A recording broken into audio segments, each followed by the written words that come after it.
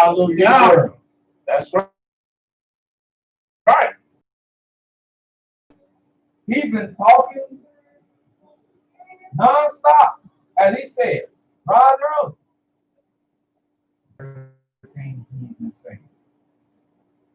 They're waiting on something great. Yeah. As I spoke with my fellow brother last night, I said, I teach from a standpoint, I said, that there's, a fading in Israel. People talking about hope. And that's what I'll be speaking on when I come down there. I'm all the way. And people are talking about the loss of hope. And I said, man, what's going on? But now I can understand why people are losing hope. They're losing hope because everything that's been painted for them has been such a big picture. Yes. Going home for 400 years. 400 years. And end days, end time. Yes, So sir. I teach, and I've always told the brother, what about that little picture? That comes to the fact that you don't even know if you'll be here tomorrow. Hallelujah. You don't know Hallelujah. Hallelujah. You don't know if you'll be here the next hour. Our sister was talking about the testimony about the car crash. None of them people thought that would be a part of their day. Huh? And some, we don't know. Some lose their life. We see the carnage. But what about that picture? And do we live like that? Because see, when we live that big picture, but there's not enough road and no time to play around, no cans to kick when you're dealing with the Almighty. Every breath that He mercifully give us, we should be taking advantage of to seek Him, to find Him, to stay in the Almighty. Hallelujah. Hallelujah. That's why I love that song when you're sitting down there. My help, all my help Hallelujah. comes from the Almighty. Hallelujah. When I couldn't make a way out of situations, that was my way maker. I can come and tell y'all, you leaving, and you're going. Oh.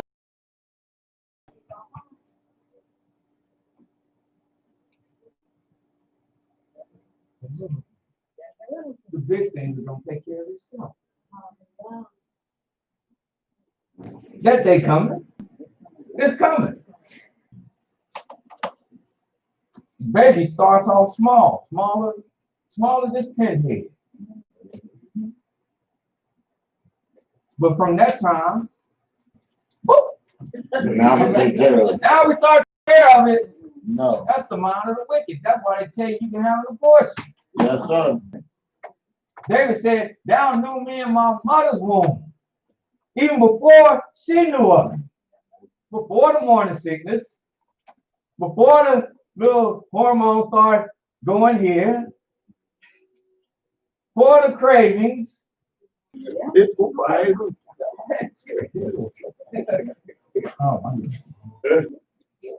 But before all of that, the Almighty knew him in the womb. But once we come to know him in the womb, that's when you start taking care of him. Father, that's when you start speaking to him. Can I tell you a little testimony? It's true. My oldest, when he came, he's crying. Like he back there now, you see him, see like, man.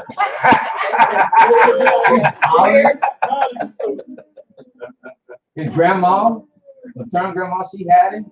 She turned around, oh, stop crying. He just, I think my father was there. He's still crying. I put him in my hands.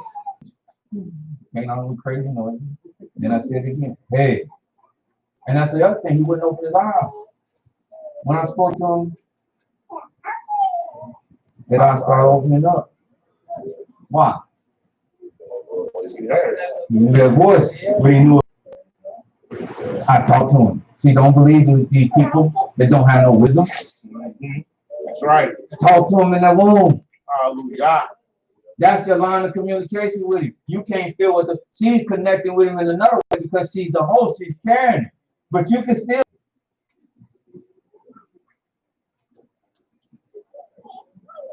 start taking care of them there when it don't look like it matters. You start buying all them Pampers when they ain't here. Yes, sir. Huh? Watching the Pampers up in they decorating the room. You like, wow, we building huh? But you do all that.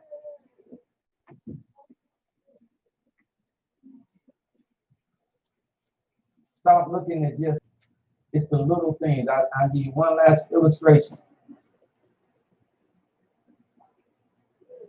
Because I'm trying to, he said, man, was an elder, one of my great elders. He said, a man asked for $100. And he said, so he started walking. They asked for $100. And he started walking on the trail with a trail of pennies. But he didn't pick up none of the pennies. He got to the end of the trail, he said, I asked for $100 and I ain't get it. He would just picked up pennies as he went home. He would have had his $100. Yes, sir. Yes, sir. Hallelujah. I'm just that's what he would hit me with. I was a young man then, so I'd be running away from him.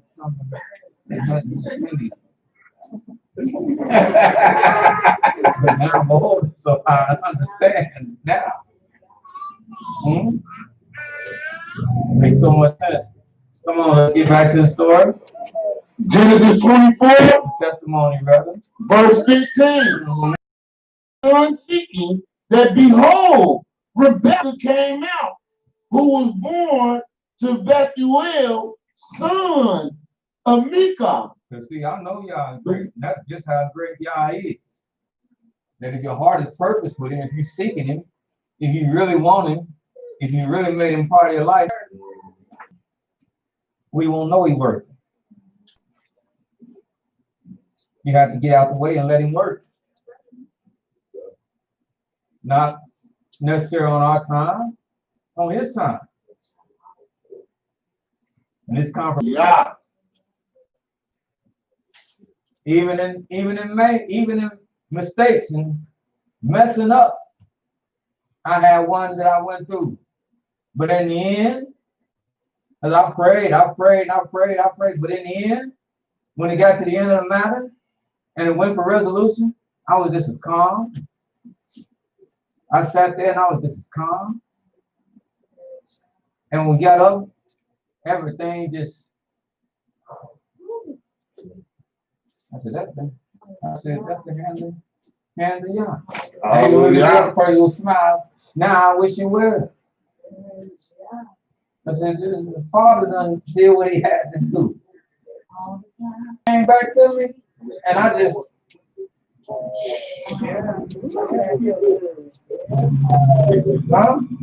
and I knew he had spoken. It wasn't even the doubt, it wasn't even the question in my mind. Now, sometimes when he speaks, also, you got to keep this in mind. What is his answer? Nevertheless. And it's the right answer. Because Yah is righteous on him. He will get back. This is no fairy tale. It's not like Christ or Christianity, Islam, or any other thing. I'm a man standing here to tell you today that as real as I am, that's how real the Creator is. Hallelujah. Hallelujah.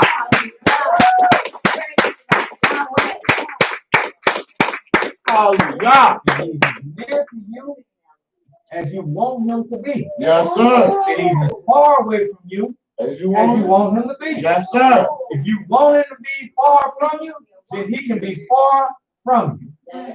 That's why he said, my people don't want me. So let me turn away and see what they latter end is. See what they latter end is. They want men to rule them. Let me turn away. See what they latter end is. They want to dictate how things should go on their own. Let me turn away and see what their latter end is.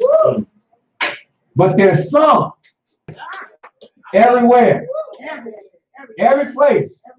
They don't compartmentalize. They don't have me here, and then when they go here, I'm relegated to this. No, they have me here, and then they have me here. And then they have me down here and they following me. And they love having this song. Yes, sir. I take them through the valley. I take them over the hill. I take them over the mountains. I didn't say they had to go up. Yes. So I didn't say they ain't going up the mountain. Huh? And they had to get through the rocks. But I said, I'll take them up. I'll make sure they get up. Hallelujah. Thank you. You have to struggle. Not at all. You have to struggle. Yeah, she comes to me. You won't know life if you don't struggle. Oh, Right. that's so true. You don't appreciate life. No, you won't. Most successful men I know. And there's a quote from football player. Everybody calls him the GOAT. And he is. He said, what makes me so good is all my failures. Mm. He said, I can't tell you about most of my successes. He said, but I can tell you about all my failures. And that's what made me as good as I am. Hallelujah. The struggle. Hmm? I know we Israel, but we had songs that we used to sing. And one song we used to sing, and then you had to taste. It said, "I wonder how I got over." That's a southern hymn for you northern folks. But they used to sing. Grandma sing that all the time. I wonder. But you appreciate it to fortify you Yes. when He looked for it, look into it. You have to search it. The Almighty is not, I'm finding he's not, he is and he isn't. Just like us. We do things, again, like I said, because he knows what to do to get the best out of each and come, like I might do, answer the question in a roundabout way. And then I say, yeah. Hallelujah. Yeah, we need that. There's an answer. There's strength in an answer. Well, he do things.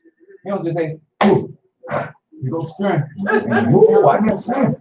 No. No, You know you have strength when strength.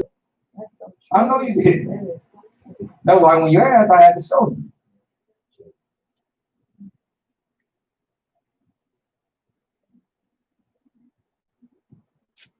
Beautiful thing working with this great king. Before he even finished, And it came to pass before he had done speaking, Milcah, the wife of Nahor, Abraham's brother, with her pitcher upon her shoulder. And the damsel was very fair to look upon, a virgin,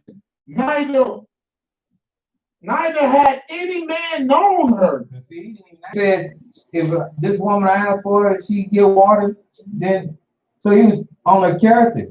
But when y'all might answer, he fulfilled everything. A fair damsel, a woman that had never known a man. And she went down to the well and let me, I pray thee, drink the water of thy pitcher. And now he's asking in the manner in which he told the Almighty, give me some of that water. And she let down her pitcher upon her hand and gave him drink. And when she had done giving him drink, she said, I will draw water for thy camels also until they have done drinking. And emptied her pitcher into the trough, and ran again unto the well to draw water, and drew for all his camels. Do y'all see what happened? He asked for a drink, and she gave it to him. But she took the cistern, the complete cistern, poured it all in the trough, and went back down again to the well, and got some more water. Mm-hmm. Now what is this? Hard work and compassion. This guy, he's seeing the things he was concerned with. in a woman. The characteristics he was concerned with, he's starting to see. She's kind. Yeah, down that well, ground, she's respectful. See, it's not about he trying to find a slave. That's not what he's getting into. But he's seeing what he needs to see. And he's seeing all this. And upon seeing all this, look at what it made him do. And the damsel, 21. 21, I'm sorry, I'm way ahead of myself. And the man wondering at her held his peace. He started wondering at it. To He had to step back and just be speechless. And this can't be. Wait a minute, this is what I prayed for, but this can't be it. It's happening right. Everything. Some things I didn't even ask. And that they being this can't. No? No. You ask. You shall receive. You shall receive. Because you ask for the right things. Hallelujah. With the right mind. Yes, The sir. right spirit. Yes, sir. We all working on this. We all working on this contingency. Right. Right. Getting off on the right foot. Yes, sir. Everybody's concerned with being in the right. Hallelujah. So I'm ready to let this ball start rolling. And well, because she flashed her wares, her body. And this is what I teach. What I tell you, that's again, if you're good, that's not what you need to do. Now, for the one that's talking about sister can't wear pants. No, I'm talking about modesty. No matter how you dress, what you put on, modesty. You don't need to flaunt and flash nothing. Because he know what to look for. He's looking beyond what you have on anyway. He's looking for somebody he can vibe with. And that's something more about, because not only did she give him drink, she taking care of the animals. But you don't care. He didn't even ask about the animals. She done jumped over there and took care of the animals. So now, yeah, that's what, at the end of the day, that's what you gonna get. You ain't my master. Can I get some of that Sprite? None of that. Huh? Go back to that road and that hind and how they approach that buck. Huh? Kindly. Loving kindness. It's what you want to see. Because this is the woman you're seeing. Because now, and this is a prelude, really, she's a prelude to Proverbs. Hallelujah. You're seeing her right here. Because now I know, man, this is the kind of woman that can take care of a house. Hallelujah. Hallelujah. This is the kind of woman I can leave. See, like I said, you know what? Hallelujah. And I know some sisters like that. Yes, The man, sir. the husband can leave, and the house is gonna thrive. Probably kept up even better than when he there. Cause you leave him there, their dishes looking like a leaning tower.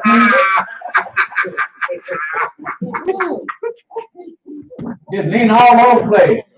Like they don't know the concept of faucet and water comes out of the faucet and you get something and then you put it there. No, that concept is foreign. Every dish, every piece of china, every glass. Huh? Clothes been out dirty so long they can stand up by themselves. Hands are standing up. I couldn't get to work.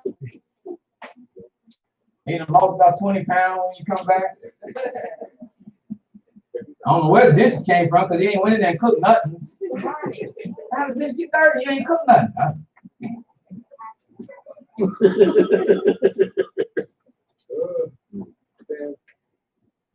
Because I know. I marvel And that's a good woman. And she does you read that proverb, and she does a lot. A lot. Yes, she does. I venture to say that woman, she works as hard, if not harder, than even her mate. And that's what I want. That's what I tell him you want. Not to be intimidated by it. And it's nothing for her to get haughty and hold over your head. It's for y'all to take that energy. What? How you borrowing down? I probably couldn't even got it that price. That's how they divide. Well, we let the female, we let the sister. Well, she can go to school. Y'all go to school. Just don't forget about me. Come on and hit me. Crack that book open with me. The hypothesis of the second 47. You don't know none of that, but I'm taking notes right now. You go to work. Can I get a raise? Yes, you can. Learn how to work with each other. If she can get the education, because that's how they have it get, let her get it. Hallelujah. Like I said, y'all just work together. You don't come home and think less of him because he can't. Yeah, when I was young, I ain't have nothing. Yeah, we're moving on now.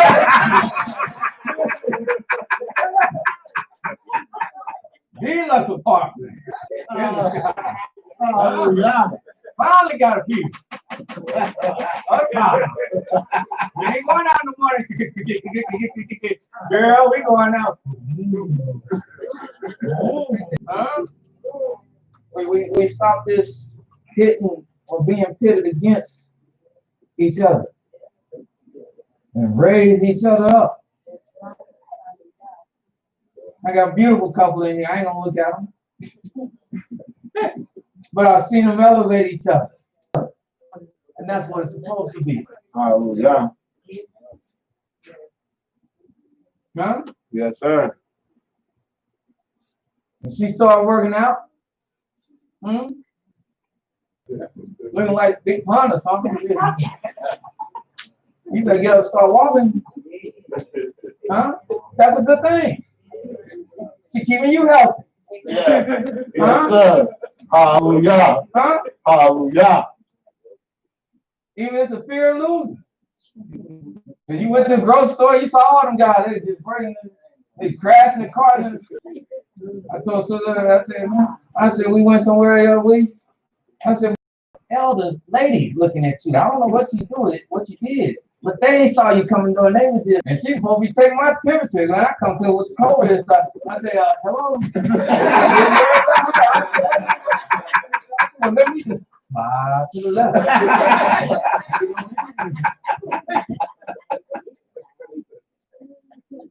But I've seen them raise, elevate. And that's what coming to find out the essential things. And he will answer you. And you will know when the answers come. It's not something I can concrete, just take, yeah, well, what happened? Okay, he answered. No, it don't work like that. Not at all. Yeah, that was him telling you. You get people to do that. Yeah, so Did he answer you? Yeah, that's what, yeah. That's something that becomes personal. But I can tell you what it does feel like. And that's what I said. You will know. Kid can't know it for you. Nobody else. You will know.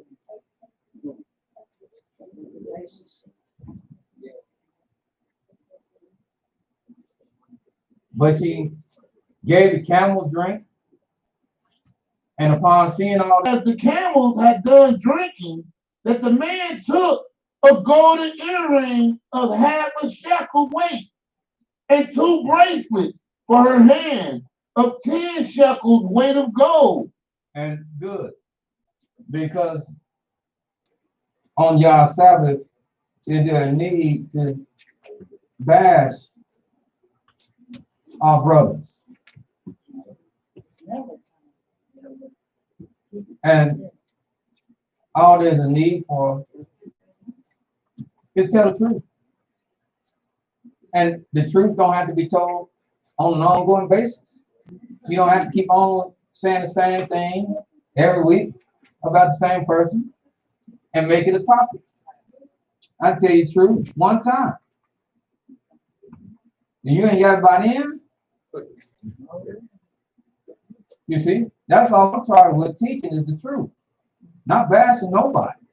That's not what I'm in the line of doing, bashing people. I'm not in the line of, I don't bash nobody. I teach this truth. Now I can't help it if the questions come. Maybe it hit and somebody feel like the question about them. And maybe it comes every week. But it's never to the, that's why I moved away from being the kind of teacher that's all excited about this how it is. This how you think it is, but this is how it is. It ain't gotta be no long drawn out debate. Argument or nothing. I'm not even out in my house. Even with my kids, that's not how I am. This is how it is. Now you cannot believe it because that's your right. But go and test them waters. And you can ask each and every one of them every time they tested the waters and came back. They came. Yeah, that's how it is. Thank you.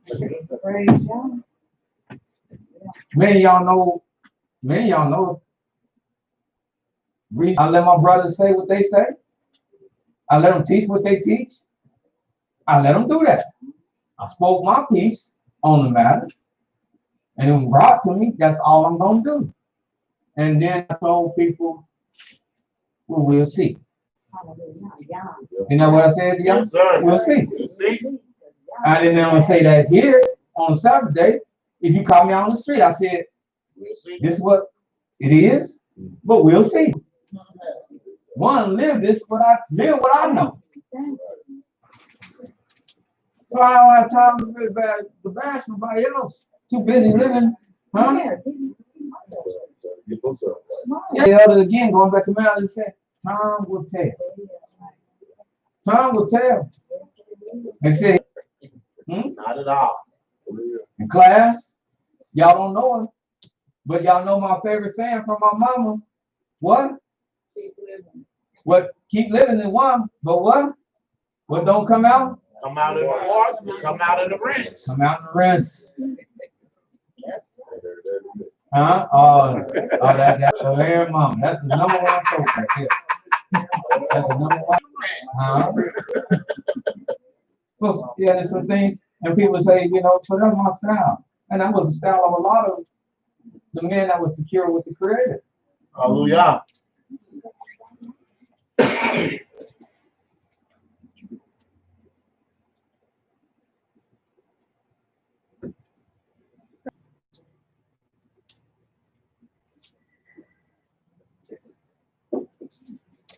Thus, Question. I heard a question, so I want to go where I want to go. Let's get that question. Tries would give half shekel for two people instead of a whole shekel per person. Was that the beginning of what, my sister? When later the account was at the beginning of that, a ransom. As far as are you speaking of the bride price? Yeah. Was that like a ransom for that? I don't know if that was I just know that there was always amongst the righteous, there was always a price to pay. Somebody's daughter becomes somebody's husband, valuable away from the family. Okay. And so you And a characteristic of us that many of us are trying to find our way back to, and a lot of us don't have among our people, you didn't take something for nothing. You've seen how valuable it's a little bit that our sister asked about justice. Something's been taken away. So something had to be replaced. Now that can also be in the hands of the wicked, though. That can be the most devious thing. Because that's why they went out what they were going to do Right. with those costs. That's right. Because that's their way of giving them the 12 million. They say, hey, we've compensated you. We acknowledge that we were wrong, but we compensated you by giving her not only 12 million, but by paying out to you the highest price paid of any woman in the United States. So, $1 million can't make them feel whole. Is applying judgment, is applying the law.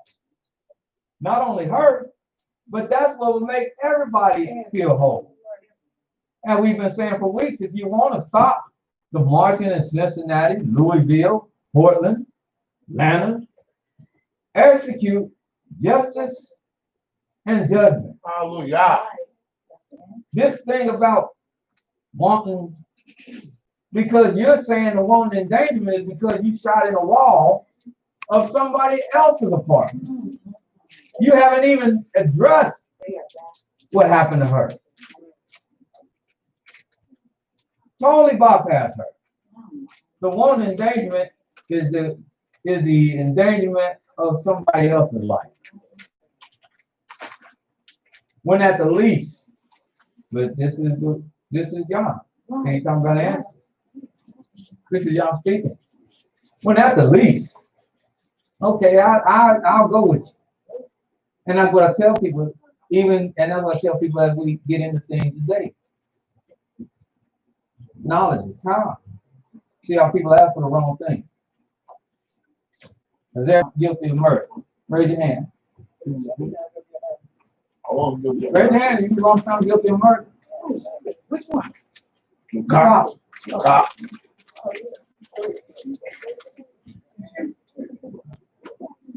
You want to find guilty of murder? Huh? Prove it. Prove and murder. Prove it. That's the wrong charge. Right. Wrong charge. And see, even the word of the Almighty addresses that.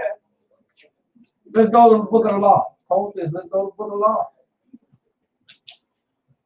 Then we get, that's what I said again.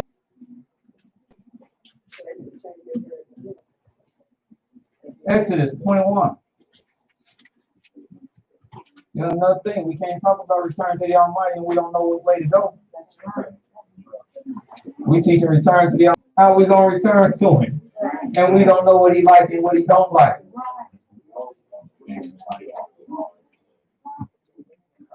That's why I have a desire to magnify my law and make it honorable. I'm starting to see just how important 21 verse 12. Hallelujah. He that smiteth a man so that he die shall be surely put to death. And if a man lies, then I will appoint thee a place whether he Be put to death. There's no question about that.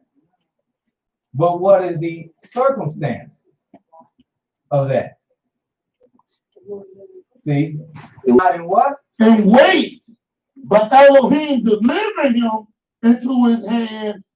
Different. 13 is different from 12. But now 14 is going to go back to 12. But upon his neighbor to slay him with gall. There it is. That's key. Thou shalt take Slay him him. for my altar that he may die. To slay him with guile. That's the component. See, this man didn't come up with that. Once you know law. That's why we're supposed to be studious in law. Because if you're not studious, see, people get off on what they call nowadays, they call this technicalities. Mhm. Because and that's why I cringe when I'm sitting at home. I'm cringing sometimes when I see the prosecutors and the charge. Now people look at me and be like, "You talking about no, that's what it is. That's what yes, you feel." Right. And I understand that. But you talking about law and what can be proven. That becomes a technicality. Because they're gonna do with that just like they did with Brandon's man. You got to prove that he woke up that morning. You got to prove that he went to work that morning. And all thing that was on his mind when he went to work, when he clocked in, Sam DeBose was on his mind. And he sat in his place knowing Sam DeBose was gonna come past him.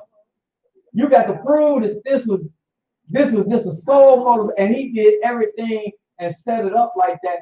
It all fell into his lap perfect to get murdered. But I don't have to prove that. Manslaughter. All I need to prove to get manslaughter is that really he was irresponsible. Mhm. He was negligent in his action. And that's why the Almighty says, there's two different scenarios.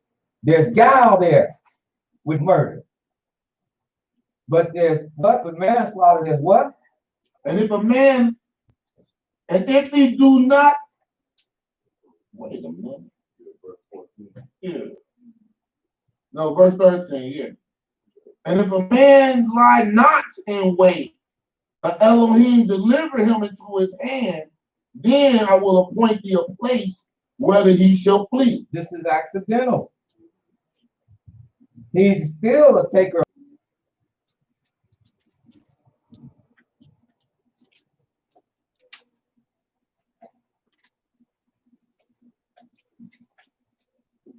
It definitely wasn't no walking in danger. Numbers. Even bring more clarity. Numbers 35. Hallelujah.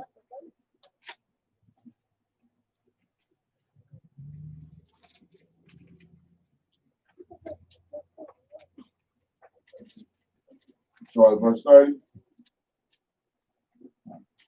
Start at verse 9.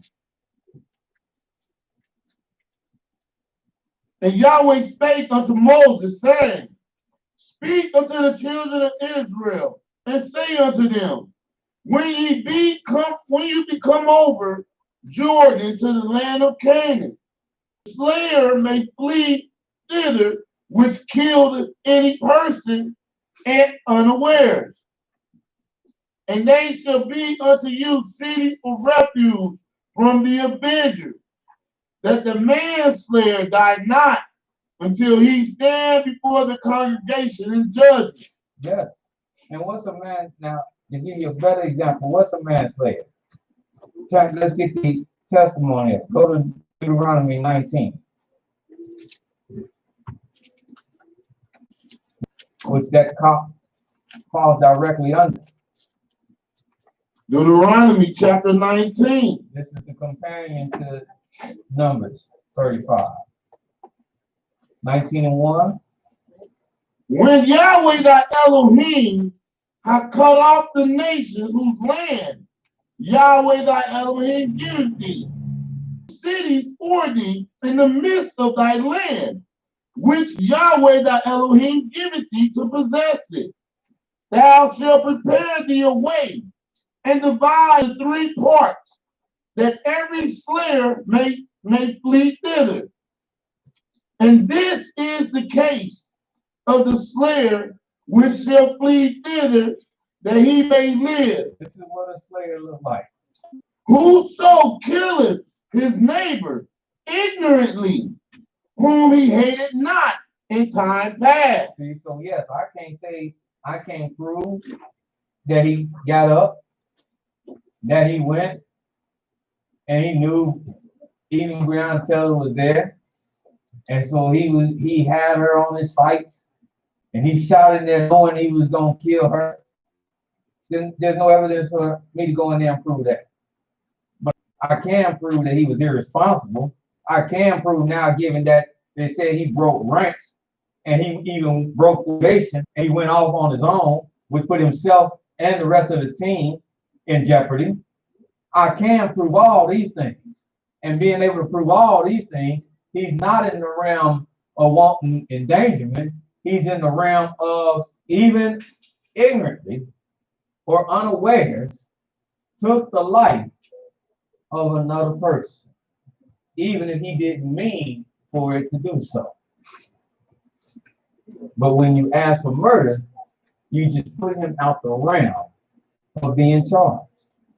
And if they take it to court charging him with murder and he found not guilty, they get off the hook with some of these things because people just run on at this time. What, brother? Emotion.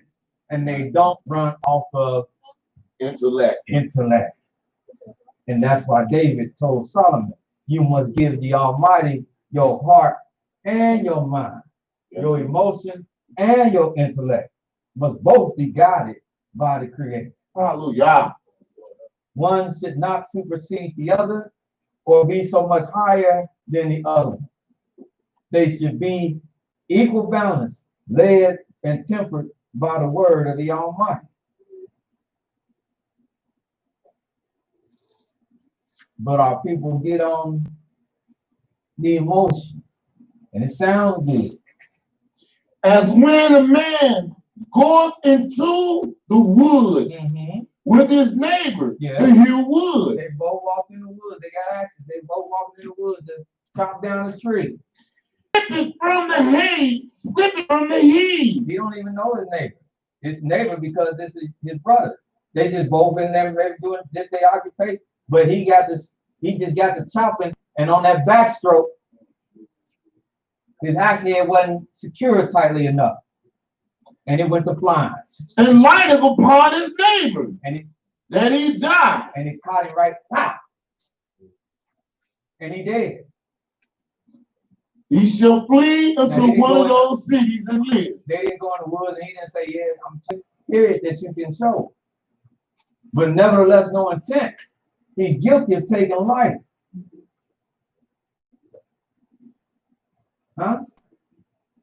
Oh, if only this and understanding people. Huh? Who have laws so great as this. This is clear cut. That's clear cut. Like I said, if that was us in righteousness, ain't no riots out there. We've just quelled everything. We've given hopes back to people that there's justice and equity. They have nothing to riot for because they see judgment raining down. Because that's what they're crying. No justice. No peace.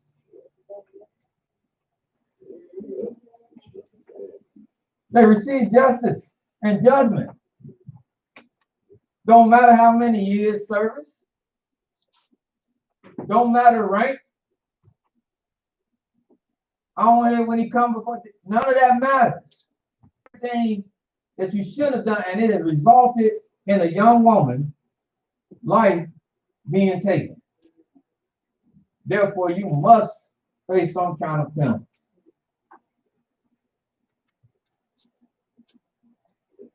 That's how simple it is.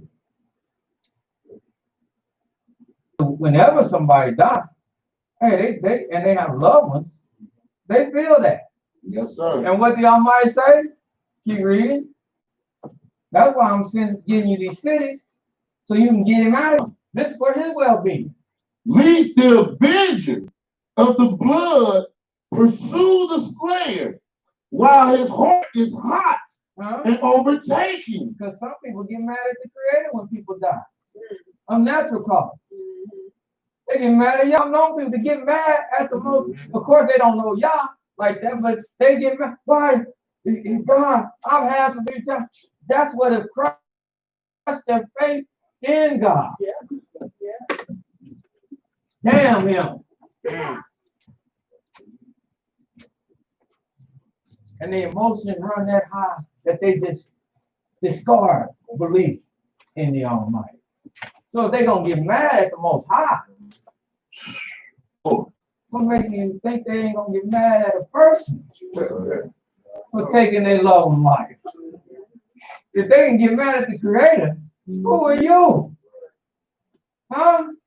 That they won't, oh, you all right. No. Huh?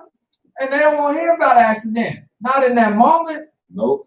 All they know is the life of somebody near and dear to them is gone. And you did it. And there's only one thing innately in their life that they naturally feel, and that is if you're gonna have somebody after you call the avenger Of blood. blood. And seeking your life because what you did was accidental. I've already addressed if it was murder and fully intent. Because now we all on board that yes, you should, but it was you have even remorse. Maybe that accident hit the drunk drivers. That's why they have a charge called vehicular manslaughter. Yes, sir. Because sometimes they so drunk, they go off and they kill somebody, and they so high. In the morning they wake up in jail and they say, and they crush. Now they got to be on suicide. Yes, sir. That's the best place for them. Because they're waiting on them to be released. Yes, sir. Huh? Waiting on them to be Yes, released. sir. Oh, you get out in 20 years. Okay. So the best place in this city, that's why he said it's a city of refuge Hallelujah. for your safety. Yes, sir. This is looking out for you. Thank you. Because the way is long and slaying. When you understand that you would be asking for something, the difference between asking for murder Mhm. and manslaughter. Yes, sir. Because of the tenets of what you have to go through to prove it falls under the category of murder. Huh? Yep. Brother said online said we see that Avenger every single day in the hood. It's touching blood. Yes, sir. Because we ain't saying nothing. They don't get justice and judgment. They not treat when they do something. Nobody. So now the people like that, we don't believe in none of this. In your, yeah, we know who did it. I know who did it right now. I know where he at right now. I know where he hang at. As soon as it gets dark, and you hear pop, pop, and it's just a vicious cycle. Because now, so they saying,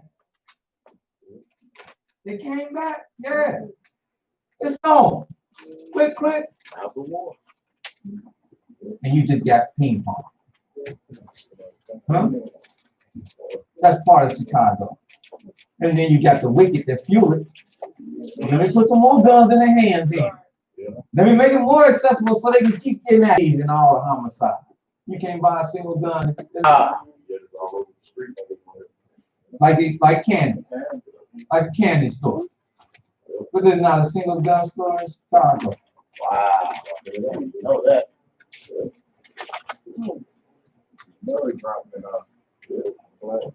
In fields, left open. And people just young folks. The birds. Huh?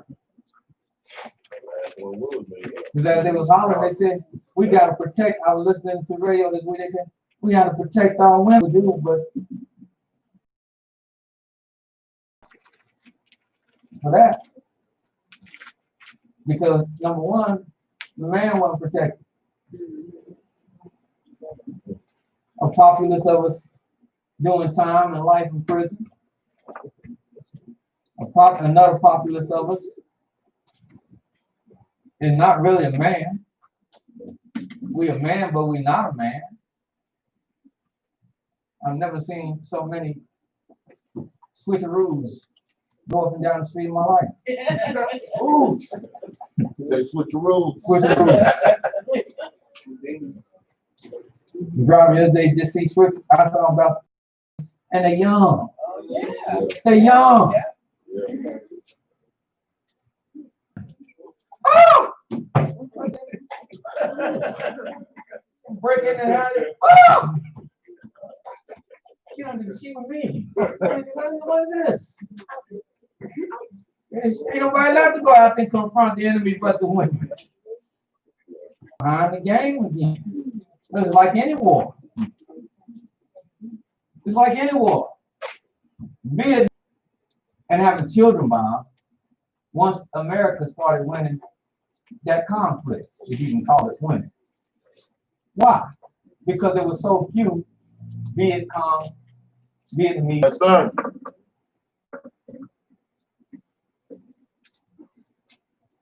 And that's why I teach in the style that I teach with these brothers. Because nations don't start with women. Nations start and are only as good as the men. The way of creation. There was man first. Then woman was given to him. So how we protect them when there's nobody equipped to protect them? The one that's not in the populace ourselves. Yes, sir. Yes, sir. We out here thinking less of them ourselves. Yes, sir. We out here making sport of them ourselves. They mean very little to us ourselves.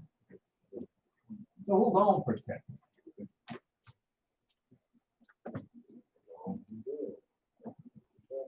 Who's gonna protect them? Like I said, I don't have many friends, didn't have many friends, all mine saying, you making songs about how they abuse and whores. And that's all you want them for. Well, the enemy, they looking at them like, oh, that's what they think? Okay.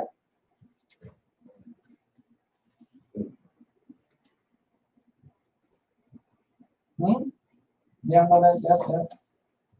Y'all didn't think, that's what we came from Atlanta for this.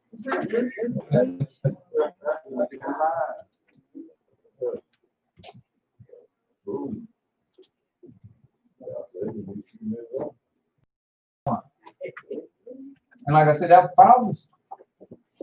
I don't teach that just one man receiving 7 women. You don't know the great desolation. You don't know the great orgy. That 7 women are here, outnumbering men. Man. Hallelujah. Not a pimp, not a player, Nope. not a hustler, Nope. a good man, a righteous man, a responsible man, a Yah-fearing man. To even be here. It's like Lot's daughters, if I can reflect. Yes, sir. And the great destruction of Sodom and Gomorrah and the cities around it. We won't turn there. But the destruction was so great that they found themselves with their father. And they said, that ain't nobody made it through that. Daddy's natural urge of procreation. Because the Almighty put it is in creation. Be fruitful and multiply. They said, but Daddy's the only one that can do it. Because they thought with the great destruction, they thought he was the only thing that was left. And they turned to him in that desperation. Well, that's what that prophecy is about. After they come through, it's not like you can go and find a man and pick up a man at Walmart or Burger King and have him your way. All right. Go ahead, Maury. No. They're going to be far, and few in between. Yes, sir. The people. I'm not saying that I don't hope is lost, but man, as I told my class the other week, you have to know. Because y'all might let me hear about it. So you got to know. Man, there is a sentiment out here. There is an underlying sentiment. That's why I told them that all these killings, police killings, you don't talk this up no more to bad training. Underlying current to push you over the edge. to push you over the edge.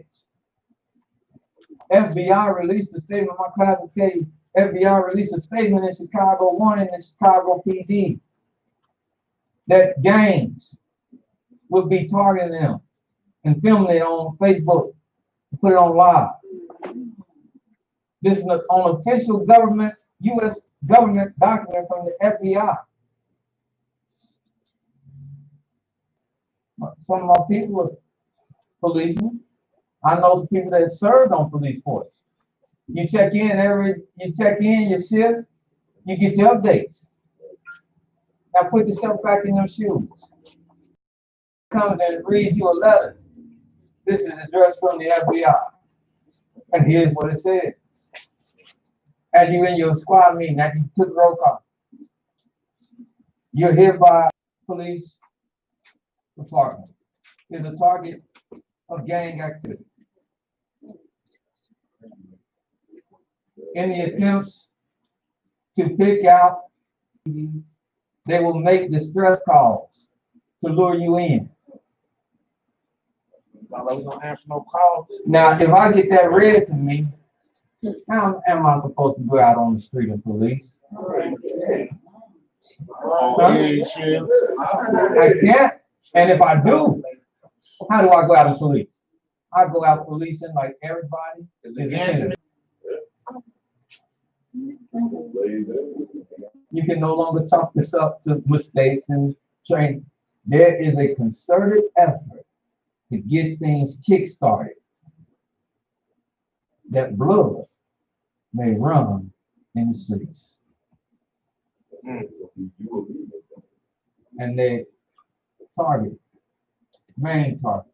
They seek to wipe out a whole generation. Before they even get started.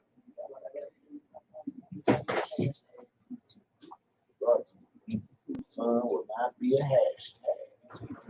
hashtag. This don't, yes. It gets very real. And for people who haven't made the Almighty real, they're gonna see how real it gets in the not so distant future. You have cops in little small towns, they just busted up about 2 months ago. And I don't even think that's a mistake now. I think they're trying to be, I think they won't be busted.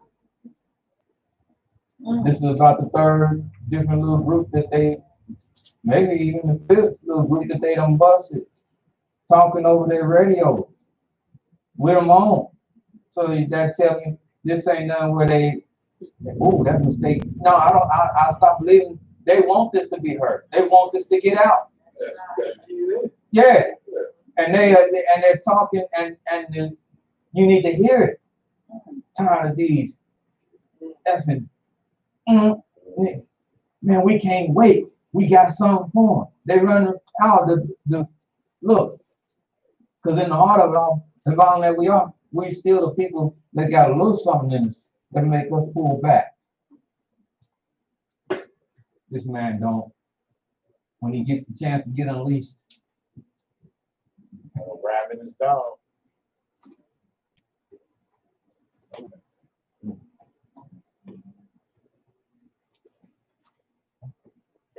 or something is gonna be, that's gonna be mercy.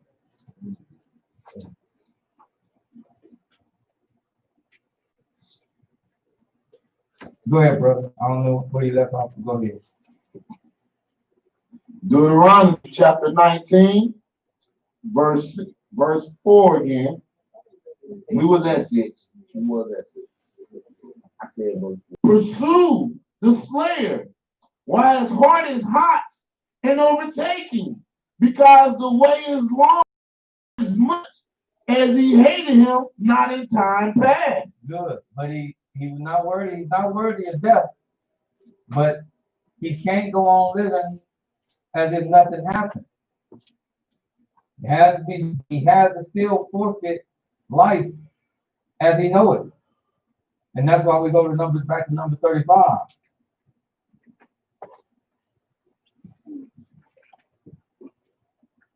He can't go back to living. He can't go back in the woods. human would. He got to give up his family. It didn't say he and his family go to the city of refuge. It said he, as he knew life, he's taken away from his family.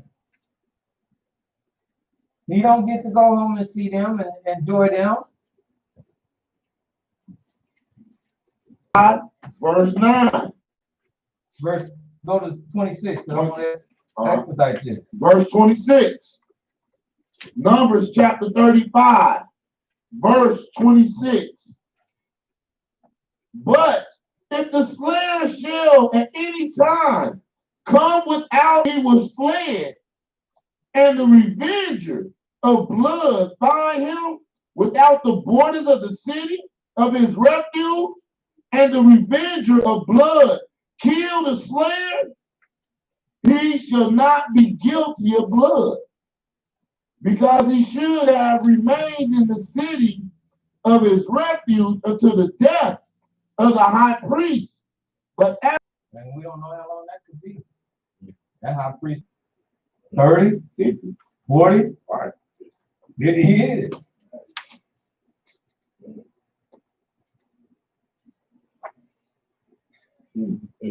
See, now it don't sound like he got off so easy now, does it? Huh? Huh? He doing time. Mm-hmm. Because if he come out of there, He got an opportunity to get murdered. he got an opportunity to have his life taken, and nobody don't do nothing to the person. Because he should have stayed in the city of his house. So his blood on his own hands. Verse 27, and the revenge of blood find him without the borders of the city of refuge, and the blood kill the slayer. He should not be guilty of blood, because he should have remained in the city of refuge until the death of the high priest. But after the death of the high priest, the slayer shall return to the land of his possession. So these things shall be for a statute of judgment unto you throughout your generations in all your dwellings. Whoso killeth any person, if you give me a reason to kill you, like trying to take my life, then I'm fully aware and fully invested with the power to kill you. We're talking about the murder. And why you hear people, and I hate them when they say, Bible say, thou shalt not kill. And you should not murder. Whoso killeth any person, the murder should be put to death, cause him to die. Now watch this, sister. So this goes to that question about people say, yes, I went to watch him put my son's killer to death. And they come out and they be crying, shaking, all hysterical.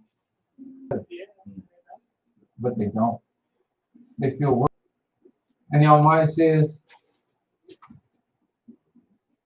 and that's why he said, vengeance is mine.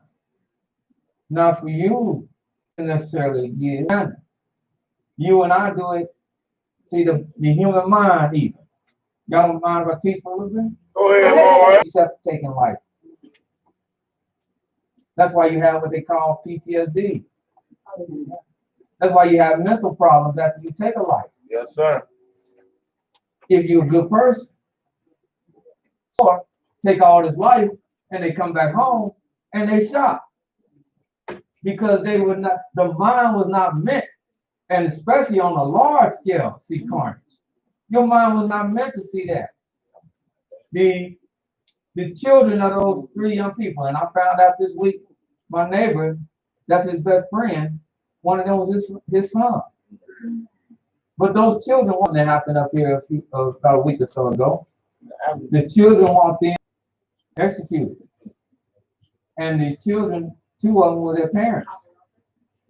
They found their parents. Those kids will never be right the rest of their life. And them, those children, you can't expect them to be all right. When they go to foster care, if they go to foster care, or whoever they go with, you have to have a level of compassion and understand. You have to be a good person to be able to deal with them. Yes. Because they're going to bring some things with them that But you can't fault them. You would be like, or these are children. The mind is not wired.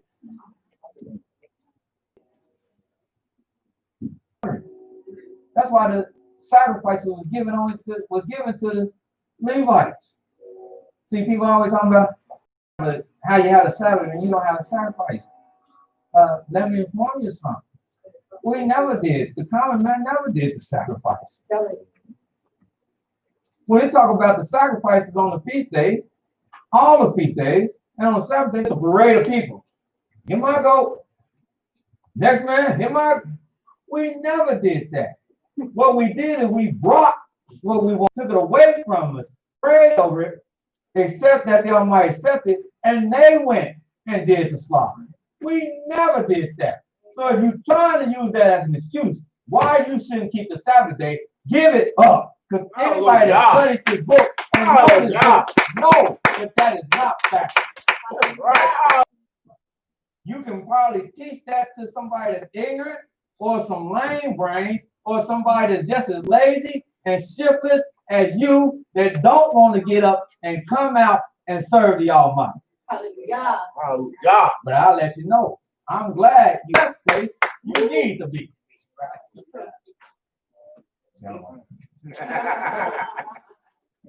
Because it's madness. Yes. It's just what my sister was, people teaching all kinds of stuff.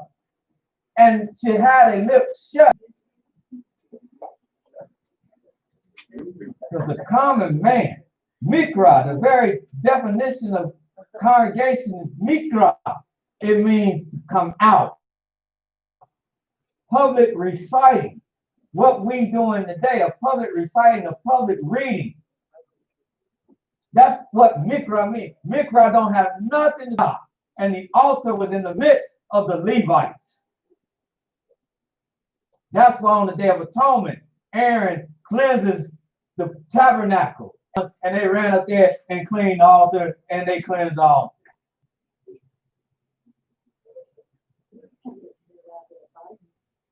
Sacrificing for the Levites. All the time. The dailies, all of them were for the Levites.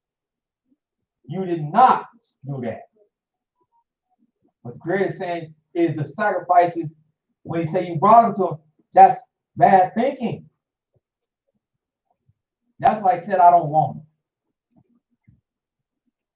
But you did not do that. You did not.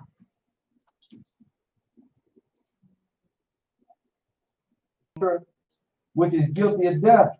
So you don't feel good that the man has to be put to death.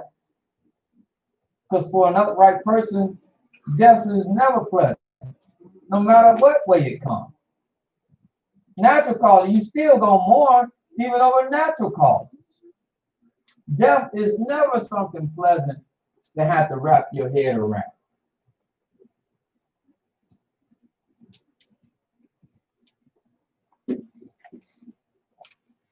On sacrifice, good. At the altar. Hallelujah. That was they sacrifice they ate. Come on with another one. Hallelujah. Show me where to get to the altar. They never did. They never did. That was they sacrificed that night. They roasted with fire. That was a grill. All night long. And they ate it All night that long. night. Yes. And what they did not eat, Burned they on threw in the fire Yes, sir. of their own house, Yes, sir. not the altar. Hallelujah.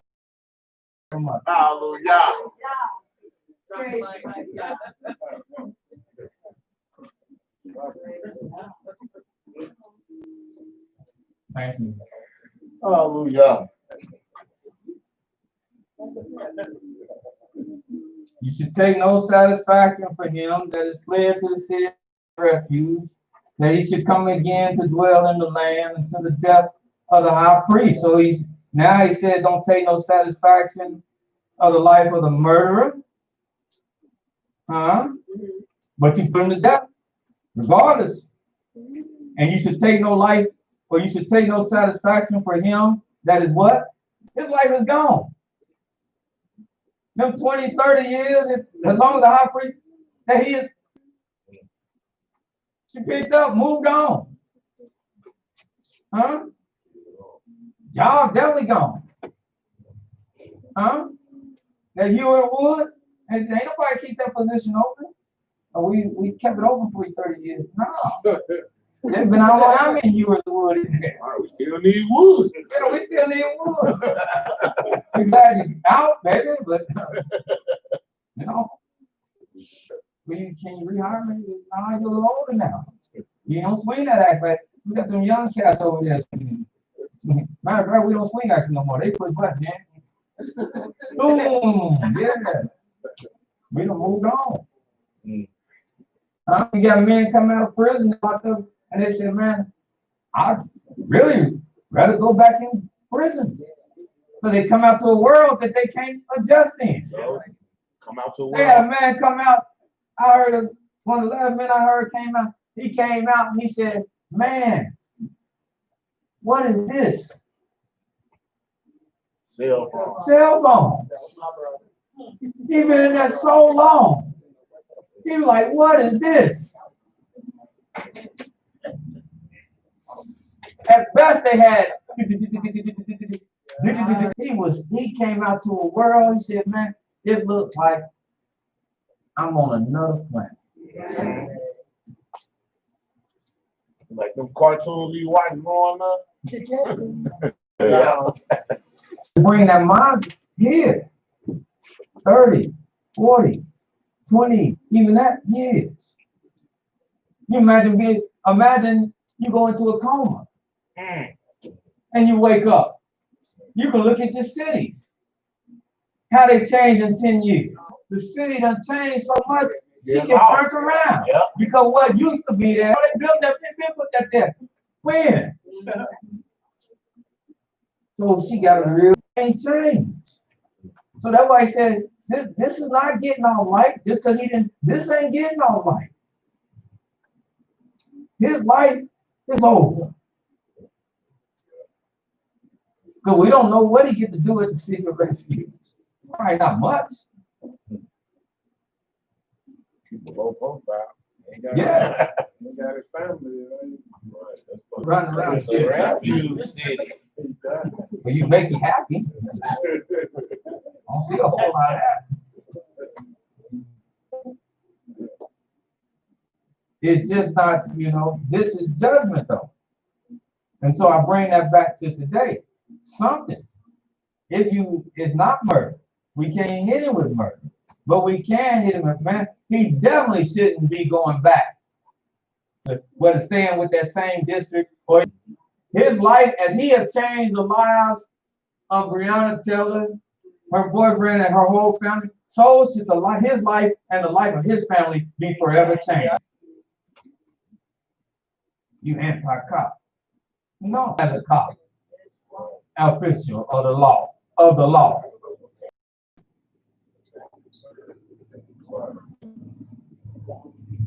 So should you not pollute the land wherein you are. Huh? What we talked about earlier. So when there is no justice, there is a pollution. Huh? That's how it can follow. That's why the other night you had 2 your own cops shot. Yeah. That's why I tell the cops just like they tell the citizens. It is not anti-cop. We're going to speak the same language. If you telling me that we as citizens want the streets clean, the people we know are doing crime, then I tell you the same thing. If you know that they're bad cops, that give the force and the profession of policing a bad rap, then this is jeopardy. Yeah. Because the people only gonna take so much before they believe in fighting fire with fire. Before them shots start coming back. I'm not justifying, but that's just the way things are. If that's the only out you leave them, then that's the only out they take. That's why I told you this is a concerted plot. That's what they want. You can't tell me no, and it ain't conspiracy theory. It's seeing the Almighty give you the answer that you see.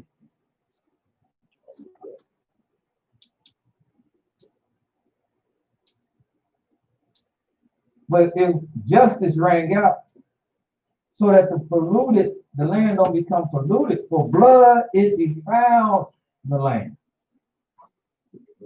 And the land cannot be cleansed of the blood that is shed therein. They said that they have industrial, that they come along and spray the ground. And they said they come along and they spray the ground and they treat the ground and they spray it and they wash it off. And they said the blood, there's so much blood that's been on the street that it don't go nowhere. Mhm. The stuff ain't even strong enough. That's how much blood. It ain't even strong enough to get it up out the concrete. Have mercy. Nehemiah says,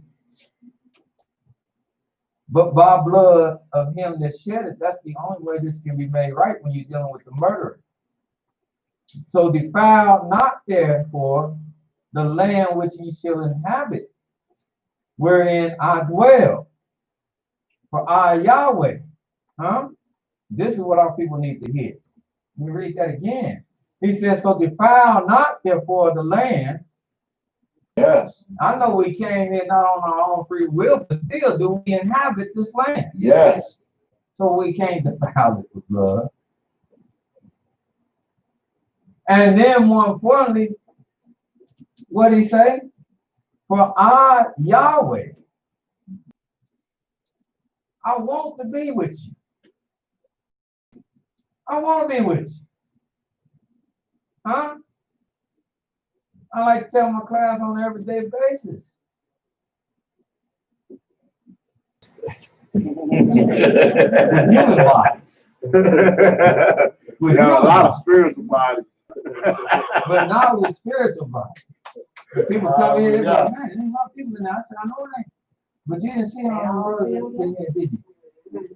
They were standing against the wall. Had that jack. Ain't just rhetoric. See, I teach what I know. It's not just rhetoric. When I tell you that your brothers can be with you, when I tell you what Job described as a truth, when I tell you you can look and you can see things looking out the corner of your eye that you see and you can swear that, hey, somebody would just move past. I'm not fantasizing. No. Hypothesizing. Not at all. Making up something. I don't see. I'm telling you, it's real. But it takes clean eyes. It takes clean eyes. Hallelujah. It takes undefiled eyes. Mm-hmm.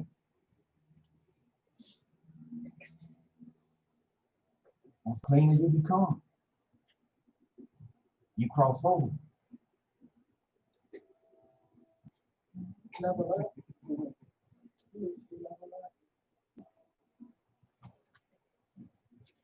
See, there's some things also I've seen and all that scared me.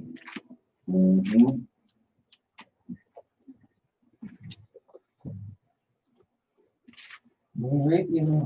That's just a story. No. Hallelujah. When Joshua was on the battlefield and Joshua ran up to the man, he said, who you be for? Joshua was a great warrior. Yeah. Huh?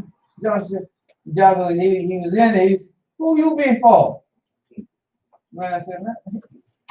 He said, do you know who you're talking to? He said, man, I'm the captain of the host. But when he revealed to him who he was, he said, yeah. And his children, yeah, I think they had the whole row. I'm not sure.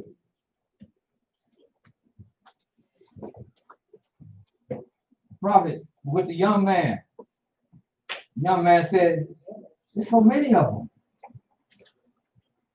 Prophet told him, he said, oh, yeah. Open his eyes. He said, now I want you to turn back around. Tell me what you see. Dang! Man, I can see a mountain with nothing but chariots of fire. You see it? He said, see, I told you. But if you don't walk it, see, these have to become more. When you read these scriptures, it has to become more than just words and pages, ink on a book.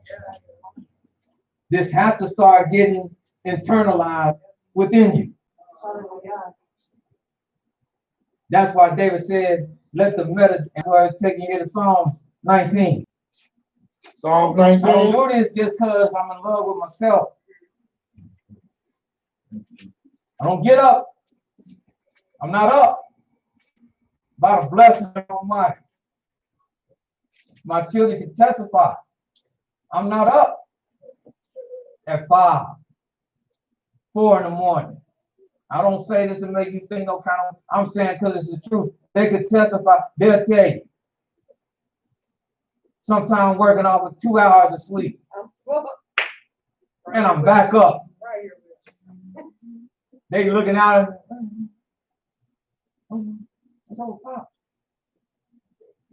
I'm studying. I do this because this is real. And I see things, the sting of death. I don't want to die. But I know where that person that feared death now, like I feared death years ago. This dude, because just for Alicia. That's why a lot of people didn't have staying power once Alicia was taken. Because Alicia was their motivation. Okay, your motivation gone. All right, all right. I do it just because my wife was here and we met in my servant. I said, easy. You continue being a servant of Yah. Hallelujah.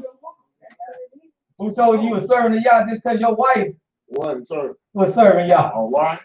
And so she leave you and take the kid. You supposed to stop being the servant of Yah? No. He said, oh, he said, she started walking. She's hard. Uh-oh. She turned to a pillar of salt. They tasted it. She said, salt. Walking. Keep walking. He couldn't look back. I love you so much. I'm gonna look back and stay here with you for eternity. No. You be wise for yourself. Hallelujah. You do this because it's real to you. That's right. The moment it's not real to you, don't mess with it. All right. Hallelujah. But you do it as it's real to you. Maybe while you're young, yes, you coming because daddy gonna drag you out like my 8 or my 9-year-old. But at some point, I expect it to kick in. No, I do this because this is real.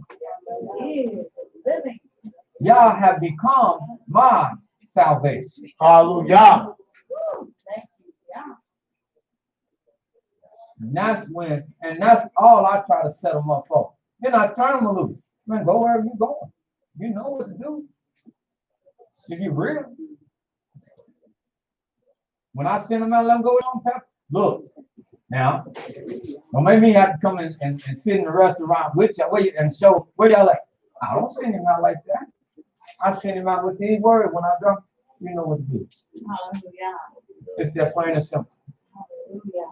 No, that doesn't need to be said. That is real. See, I don't have nothing from it. Not even my downfall. They've seen me in every aspect of my walk with the Creator. Because that's what's going to make it real. So I have nothing from it. This has to become real. As people say, it's not organization. I tell people, this is not an organization I'm in. It's not a religion. This is just what most.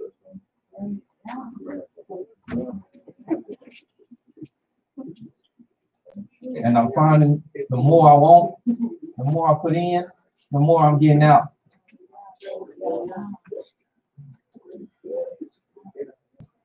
focusing in on big things.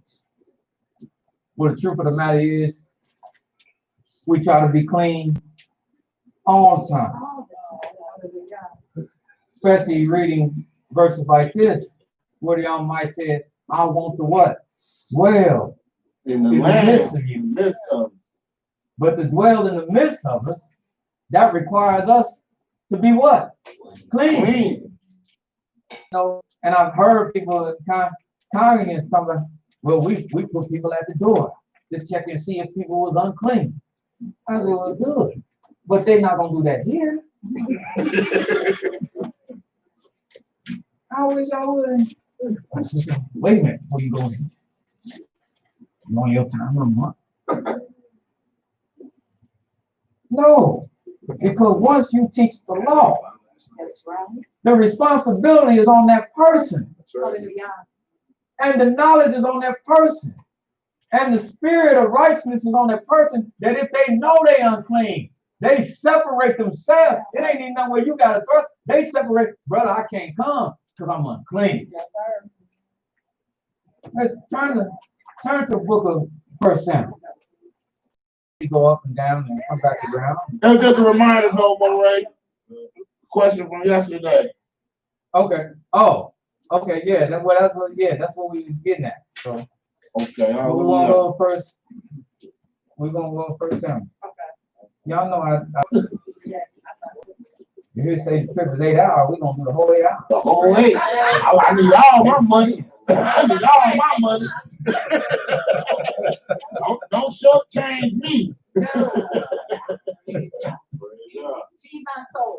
Hallelujah. But when you leave out of here, you can't say I didn't try to give you the full understanding, though.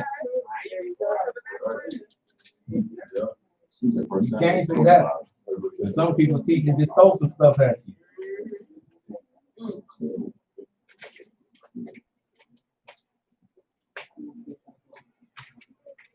Is that what I said? Yes, sir.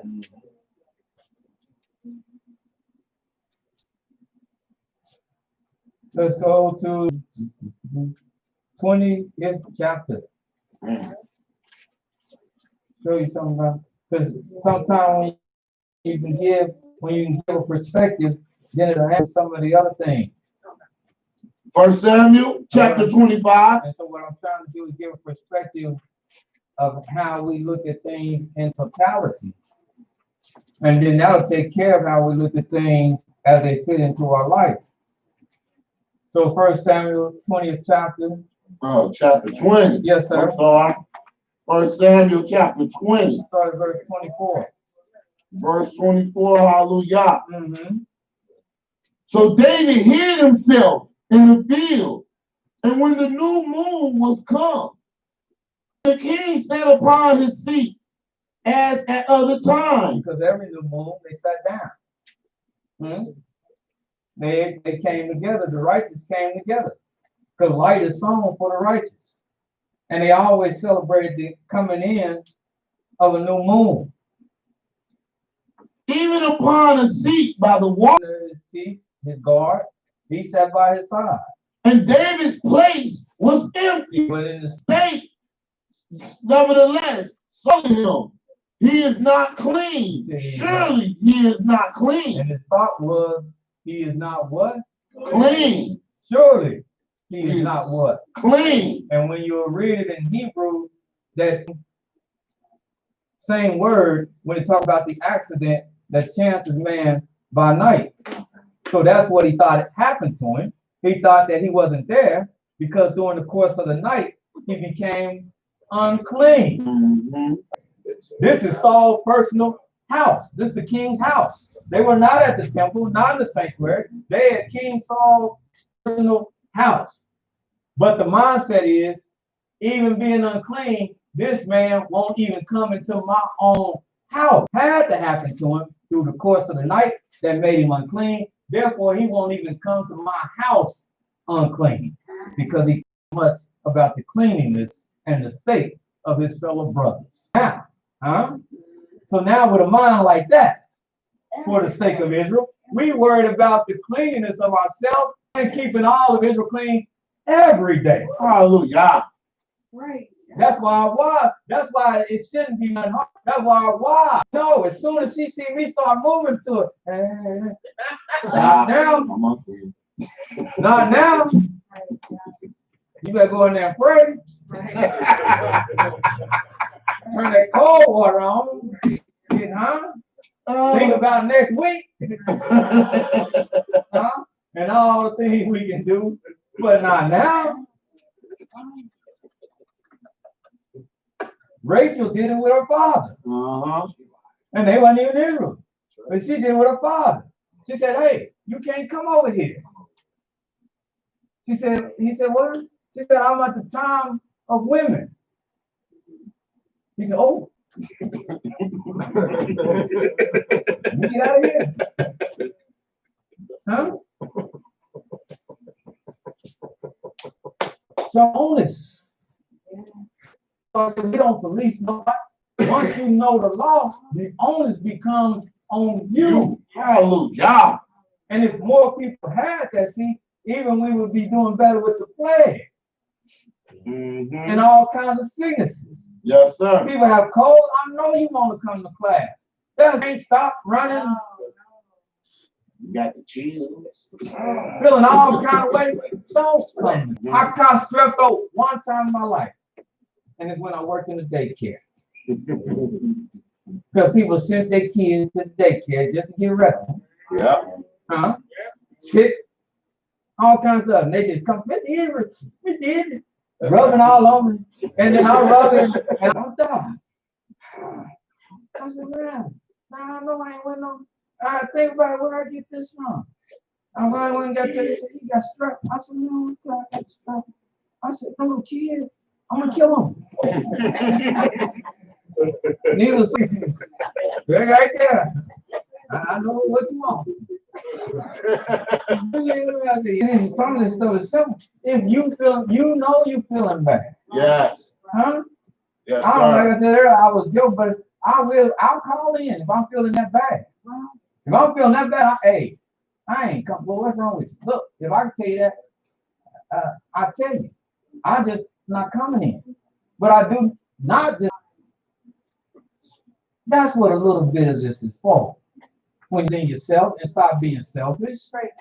They talking about a little woman got tased up here because she wouldn't put a mask on. Well, number one, they told you come in there out. Calling all in the air, calling on people. Hey, calling. When there wasn't no call, I didn't want nobody calling on me. You just called me. Just in on the bus. And you can't. It turned that way. But that's because they don't have no wisdom. There's many things. I missed a comment one time. Y'all down in Atlanta. Y'all remember? Oh, charged up. Hey, $300 flew that first flight. Flew down there. I was all charged up. Have like don't go in that closet. Hey, come on, Maria, time to go. I said, y'all gotta go down. They look at me. What? I ain't going. What? What's wrong with you? You don't need no all that. I just told you I ain't going. Well, you go down and tell the brother, I'll be down later. Well, what's really on, man? Y'all know what I'm talking about. I ain't looking at it. Everybody waiting. Everybody. They done sent messages. I said, tell them it'll be all right. Do that, brother. I said, no, I ain't raising everybody, and nobody got no nothing. But I would. And nobody would. And that would be with me.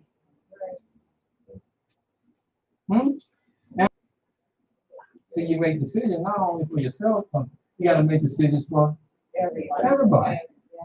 He's not here because he's unclean, and we have a mind that when we unclean, no matter what it is, we don't make others and taking a bath to be clean. And if you can do so, then you do so. But I also told brothers this: you don't forego going to Sabbath class if you did not take a bath on the 6th-day night, and you don't know if you're unclean or not. So you only forego going if you know you're unclean. That's knowledge. That's what you know. If you go and you know you're unclean, that falls in the category of being a presumptuous sin. But if I don't know I'm unclean, and maybe I traveled and maybe I didn't get in, and I could shall be contaminated by being unclean. Right. Now we just operating off of assumptions. And what if you're not unclean? You done forsook a Sabbath off of an assumption. Mm. Hallelujah. Case in point, we traveled with Alicia. Went to North Carolina when he was doing day and night. Drove all night long. I almost got around his on. The sheriff pulled us, North Carolina sheriff pulled us over. Ran everything back in the city. They ran the VIN number. The VIN number didn't come back matching the vehicle. Oh. About 5 black men, one of them was big twin, big gonna be shot here. It's gonna be pretty. And he came up to the window, called back up. They came up to the window, and he said, "This is just a sidebar." He said, "Well, here you go. Almighty is real." He said, "I don't know why I'm letting you go." He said, "But something just telling me that I gotta do it." He said, "Because I should take you in." He told us everything. He said, "You'll be down here until you go to court." He said, "The car get impounded, so we don't know how they get home. They were gonna be stranded." It was a serious matter because I did 20 miles over in their jurisdiction. He said, "I was looking at some time." He said, "Trial." I'm used to a ticket. I'm like, "Okay, you get the ticket, go pay that." He said, "Trial." I said, "What are you talking about? Gee." But he said, "Yeah, I don't know why I'm compelled to let you go." He said, "But I'm gonna let you go." He said, "So take this." He said, "And do me a favor." I said, "What is that, sir?" He said, "Stop speeding." There from him say, damn hillbilly hick. Don't tell me what I'm gonna do." Boom, pull off. I took it as the word. I took it as the Almighty. That's who, huh? Chief. Now, not to mention the brothers heard the Almighty speak too, and they didn't let me drive no more that trip. They were getting tired. I said, "Can I?" I said, "I can feel it." They're like, "No." Hey, hold up. I saw him. I saw you know, and he just took it. I said, "Oh man," I said, "Okay." I didn't see the wheel no more. That whole trip. But all night. And we didn't have a chance. We didn't have a chance to shower because it was already dark. It wasn't evening. Evening didn't even factor in. It was dark. And we got there, it was still dark. We didn't get there and be like, "Well, we can't go to the congregation. We didn't get a chance to clean." No, we went. Because number one, we had to ask the question, who's unclean? And do you know you unclean? What have you done that gives you the proof you unclean? See, we are smart people, we are intelligent people, we are holy people. We don't operate purely off of assumptions and misnomers. We operate off of what we know, what is factual. Create us off of a hunch. I think she cheating on me. I think. Right. Well, where's your proof? Especially if you start talking about her in that way to people. Yeah, she cheating on me. Because now you're slandering her in the city about it. But if she haven't, you better admit it. He's not jealous off of assumption. He's jealous off of knowledge. He knows what has been done.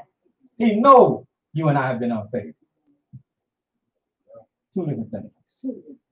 He have a right to be jealous, but it's based off of knowledge and fact, not assumption. Like I said, you assuming And you might, and so you neglect. The creator might look at that. You just didn't go to class.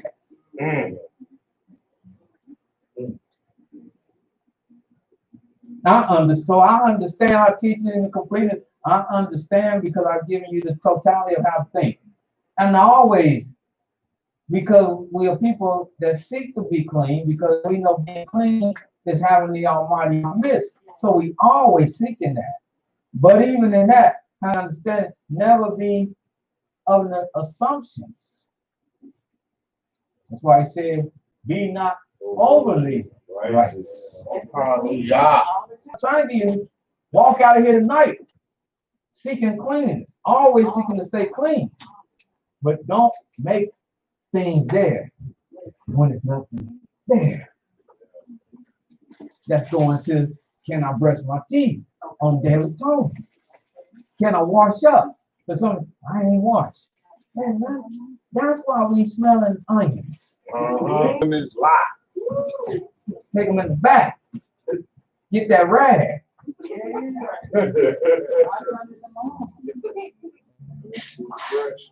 Now you go back out there. That's not in the book nowhere. Matter of fact, it's not in the book. Matter of fact, you had to be clean even on the day of atonement, even though that's the day to wash away the uncleanness. You had to be clean. And let me show you how I know. Let's go to Leviticus. Hallelujah. So we have I want to keep their mouth closed. that's the day they want to talk to you. They want to have long conversations. Pronounce every syllable. He said, look, the affliction what I ain't supposed to eat. The affliction that say nothing about I have to sit here and eat. This is torture.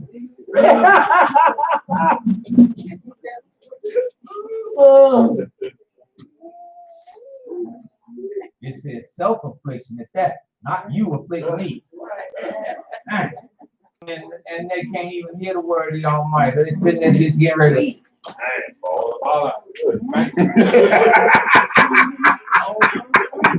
you don't look good. It happened when that bitch out brother said, how long you brother just sitting there just he was all over like he just like a drum man. We said, man, what's wrong with you? Brother said, I'm fasting 3 days. He said, who told you to do that? Brother said, Almighty.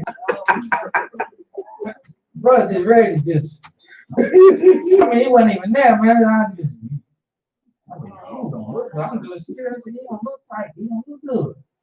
Hey, who told you? I teach the affliction. I teach the affliction. I teach the fast. I'm not like some brothers don't teach. Not I teach the fast. But the great affliction is that you empty yourself out physically, so that you can feel the pain, and it becomes a deeper thing spiritually. Because see, a lot of people don't understand the concept of fasting. When I devoid myself of food, my body has a way of going into a process of grabbing on the things. So now my consciousness becomes actually more aware. I slip, that's why they say you can slip into what they call in and out of consciousness. Yes, sir. That's why Native Americans, they used to fast and they used to slip in and out of consciousness. And this is when they supposedly saw visions. In Africa today, they still do it and they fast. And this is they slip in and out of consciousness. And that's when they attribute to seeing visions. Once you take physical food away, some people call it the body, the mind playing tricks on you, but it's not, it's a spiritual thing.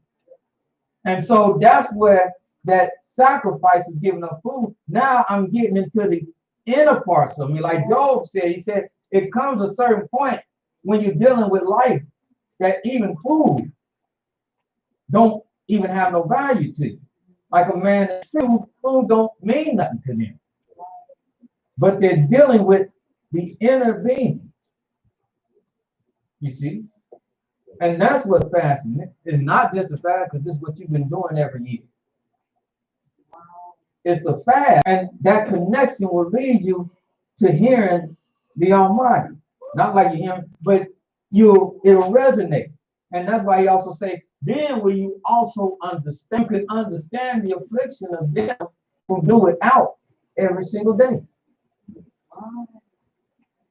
That your heart be not lifted up above them. That poor man that you got a couple of dollars at the time of my class the other week.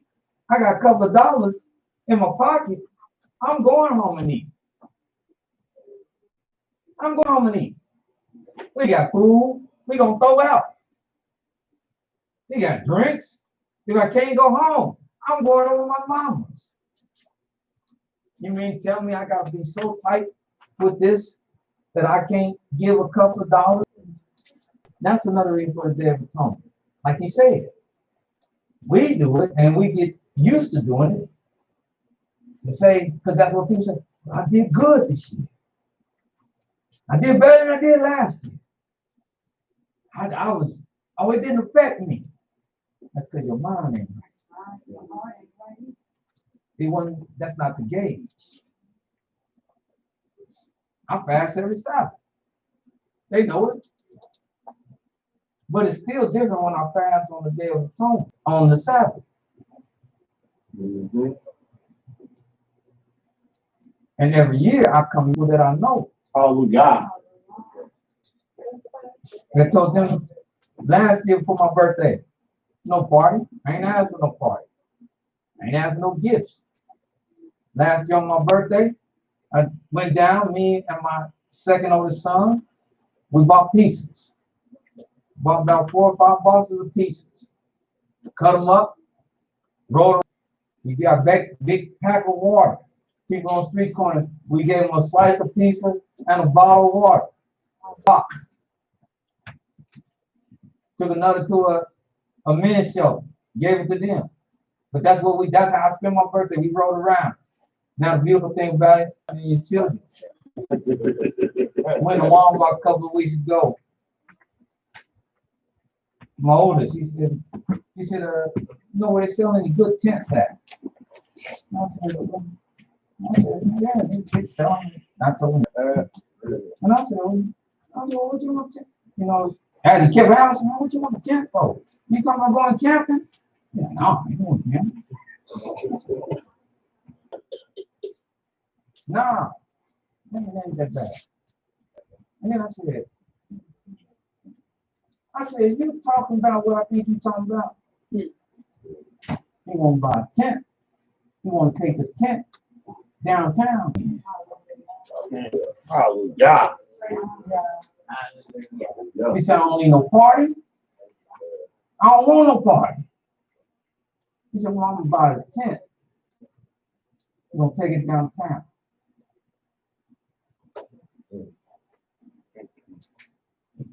Yeah.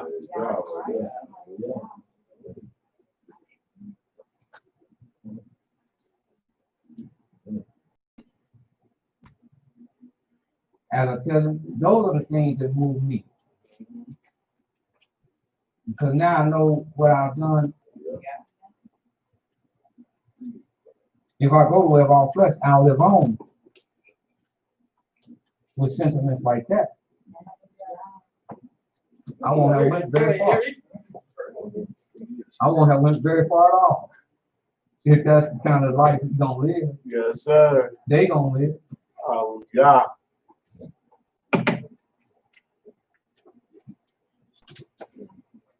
That old man crying. Where do we go? Say Leviticus. Leviticus. You didn't give a chapter. I didn't give it time. No, sir. Leviticus chapter 16.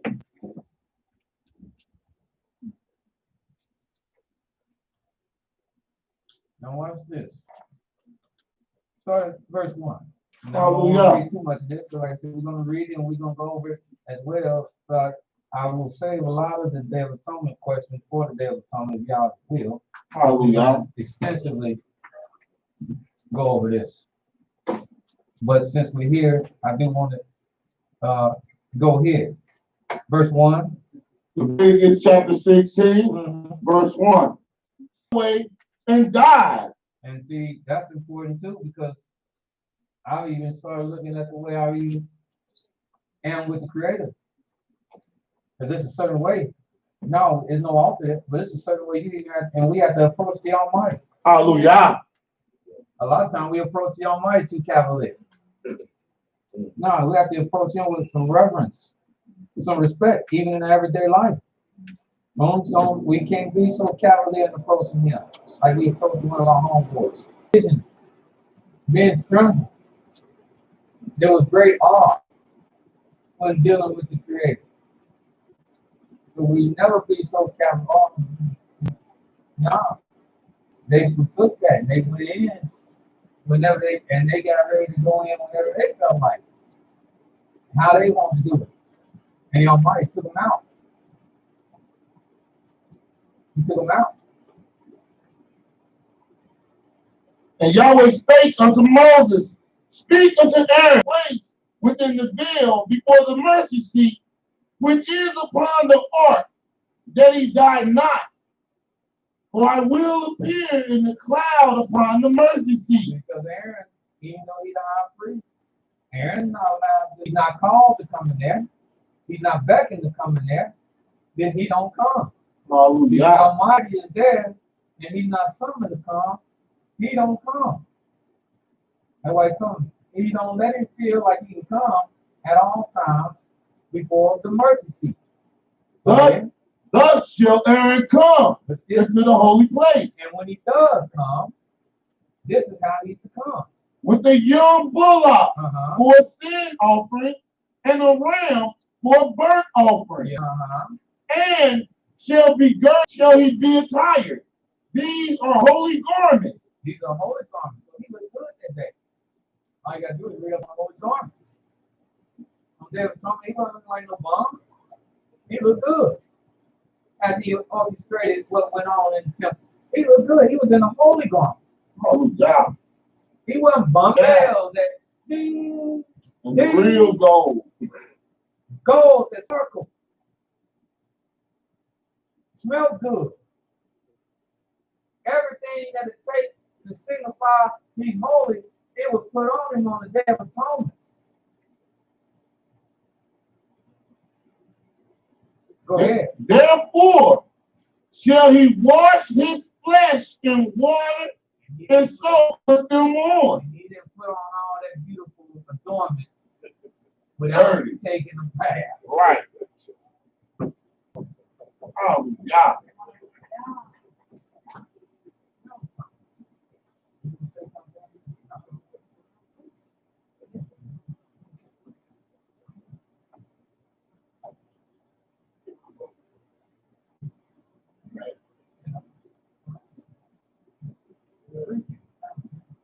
No, before he put all this on, he what? And he shall take off, and he shall take of the congregation of the children of Israel 2 kids of goats for a sin offering and 1 ram for a burnt offering. And Aaron shall offer his bullock of the sin offering, which is for himself, and make it a trail before Yahweh at the door of the tabernacle of the congregation. It was this bunch of people playing goats all day long. No. Okay. And Aaron shall cast lots upward. Now let's jump down and see. We're gonna read this. Y'all do it on there from it. Let's jump down and see what happens after he makes the reconciliation of everything. Go down to verse 23. Hallelujah. And Aaron shall come, and he put on when he went into the holy place, and shall lead them there. And he shall wash his flesh with water. Wash his flesh with water. When he took the holy garments off, Yes, sir. he had to wash again.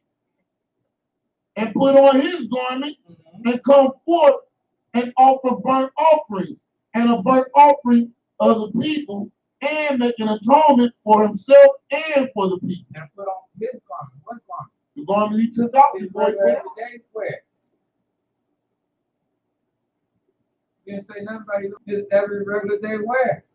He wore that to the temple. Then when he got there, he washed up. He put on the holy garments. He officiated, did what he had to do. When he came back out, the whole assembly,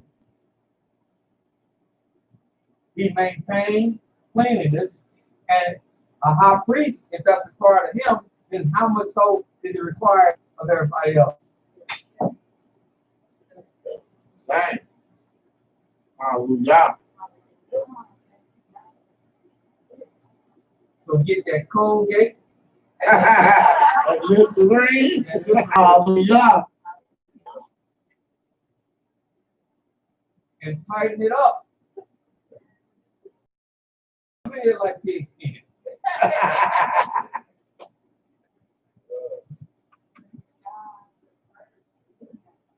Hmm? Yeah.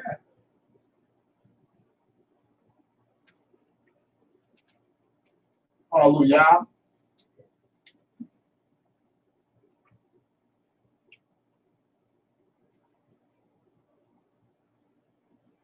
Again, I said earlier, these are all the things that the law does to you, and we grow in the law. We grow in the law. We're not supposed to be the same. The law is supposed to be transformative. Now we go to Psalm 19. Hallelujah. As you go to Psalm 19, I'm going to read something from Leviticus, the 20th chapter. It says, and I want you to be holy unto me. For I need you to be holy unto me. The holiness I desire, I need to see that in you. So if that's the case, this takes us reading this one commandment, it takes us out of just religious practice. Hallelujah. Because as I said earlier, now this must be internalized where it becomes nobody has to come as his kids. His kids now know that he's been defiled, and in the state of defilement, he's not even thinking just about his fellow man. He's thinking about it, but he's thinking about how he is in the sight of the Almighty and what the Almighty required for him to do. Hallelujah. So he can easily say, "Wife, I want clean." And wife, she can even say, it's not no shame thing. No. Everybody go through it. Hallelujah. Man, That's right. have a discussion with your son Yes. when they hormones hit. They know. And they say, hey, something funny happened. Right? Tell me that. Cold. What's it look like? Down the street? What are you doing? Go to school? No. Because you've been there, you know. It's a natural thing. See, it's not a shameful thing. People, they get it where it's shameful. What to deal with? It's a natural. Oh, yeah, that's natural. Happens to us even when we get older. Then when I heard Beyonce so many times,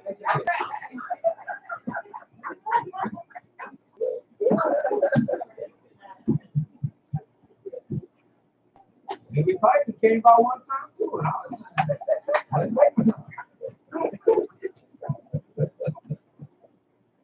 but take that stigma away from it. That's called having a relationship. That's called being that God them through into manhood. And we don't want nobody, like I said about strength, but we don't want no strange man. We don't want nobody else doing. Huh? I don't talk about that. But you don't talk to them, no matter who is. Huh?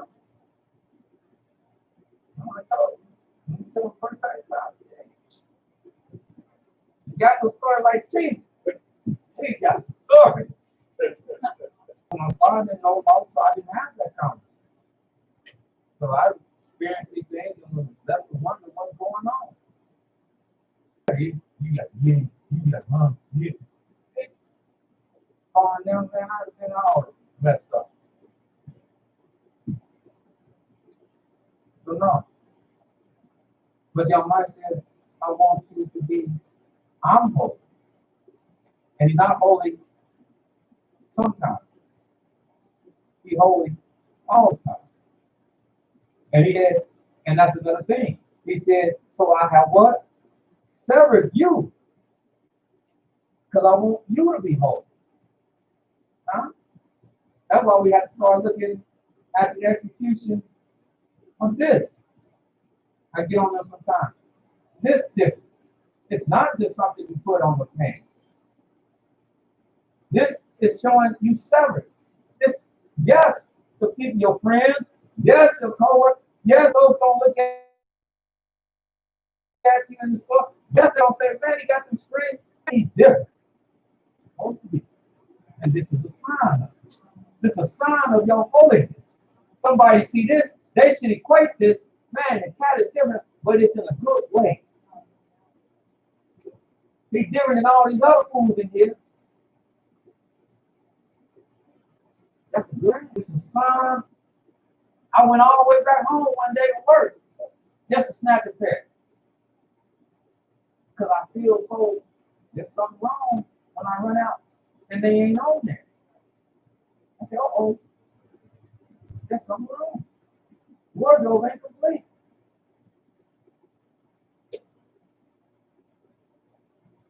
Because it means with this commandment, what we have to try to exercise ourselves in is having a holy attitude. If he's holy, and he said, be ye holy, for I'm holy, then we have to exercise ourselves in having a holy attitude all the time. Now that don't mean you can't have fun. Because in a few hours, y'all gonna see Yeah, yes, sir. I know how to carry on, but I don't carry on like people that don't know the Most High carry. Mhm. That's right. And you won't hear a lot of stuff that you shouldn't hear. You won't think that you need to get a bar of soap and wash my mouth out. There's a way out around, again, being holy all the time. And all this was always taken into consideration. Our brothers, so they won't step foot in here. Just come and have a party for the young queen. Now, not new moon, not talking new moon, not talking any feast day, not talking stuff. They won't come here when the young queen. If we just have a party clean, I don't come in here. I don't come in here. See, with the same old mind, Almighty is going to enlighten us. So we have to see, and we have to keep growing, to keep maturing in this.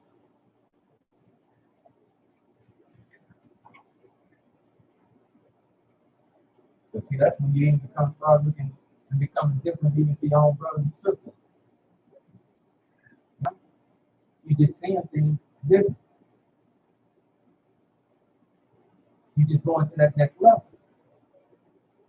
I like it to sports analogy, where they say sometimes, you know, those that play sports, they say no more work here. He don't dedicate himself to it a little more than everybody else. So he look now like he 2 steps ahead of everybody else. So the game look like it's a slow down and it's coming easy to him. And they like, he on another level. And he talking to them, he on another level. Man, that boy, he on another level. He bad. If you come like that, that's it. You want doing that last? I know that last. We change. Hallelujah. And if it's for the better, change is always good if it's for the better. Don't know. Verse 7. Verse 7. Right to the chase. The law of Yahweh is perfect, making wise the simple. The commandments of Yahweh is pure, enlightening the eyes. The fear of Yahweh is clean, enduring forever. Yes. The judgments of Yahweh are true and righteous altogether. More to be desired are they than gold, yet than much fine gold, sweeter also than honey and the honeycomb. Moreover, by them is thy servant warned, and in keeping of them there is great reward. Peace. Who? There's no peace. There's peace. And keeping on. Hallelujah. There's peace at the end. From secret faults. So let me tell you something about myself. Sometimes you don't even know yourself as well. You trying to come up with a dance. Oh, I'm never too hard on my. I'm hard enough on them, but I'm never too hard on my too. What you do when they get that they can't come up with nothing, but they don't. They don't even know why they did it. And I understand. No rhyme, no reason. No rhyme, no reason. Somebody asked you, you can't come up with one good. I just don't know. And that's why he said, if that be the case, and we know that even about ourselves, secret faults, things that are picked out of us, things that we might have picked up from pops or from grandfather. It's in the blood. Mm-hmm. It's in the blood. One day it comes creeping out. Because they raised me better than this. But it's in the blood. It becomes a secret fault. That's why he says secret.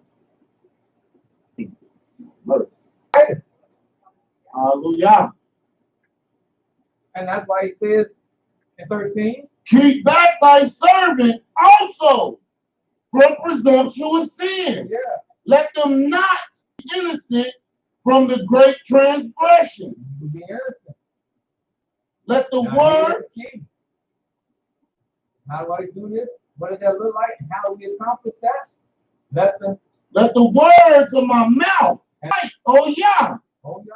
My strength My strength and my redeemer. and my redeemer. Hallelujah.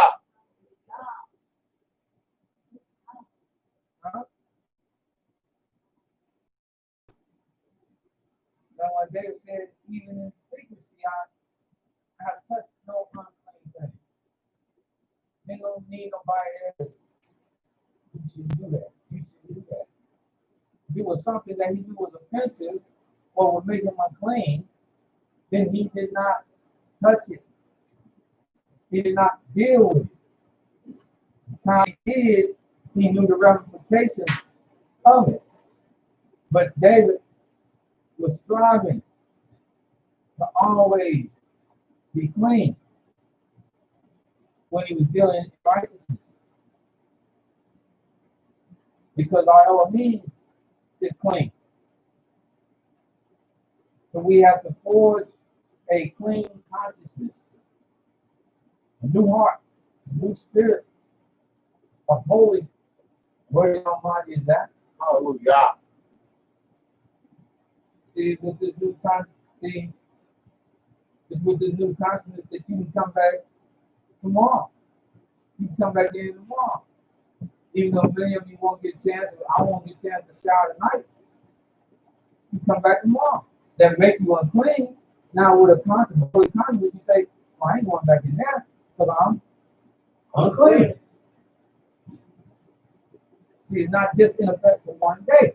That consciousness will be seared in you, where that is part of you, period. That is your life. Now you getting it where it says, and Yahweh is your life and the length of your days. It's not situation. Hallelujah. Hallelujah. You are, for most of us, we're not living the book. We've only made it situation. And that's why the tree won't bear the fruit that we're looking for it to bear. Very good. Tend to it, and the tree will bear.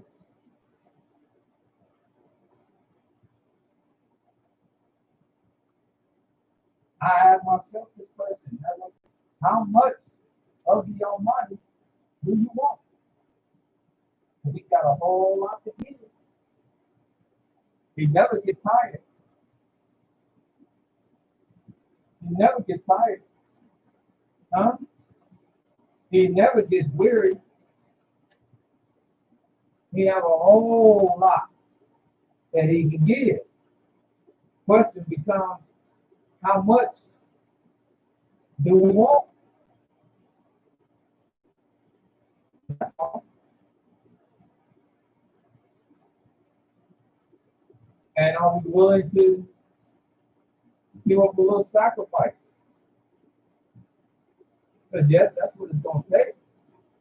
Yes, you become different. Yes, you become different to family, to friends, community. You become a little different. But you should become. Praise God. So, as I teach to answer that question, let the consciousness be shielded. Don't sit up so it don't seem like there's a disturbance. I know the reverence is being taught for the Sabbath. And it's not like I'm teaching them, don't worry about total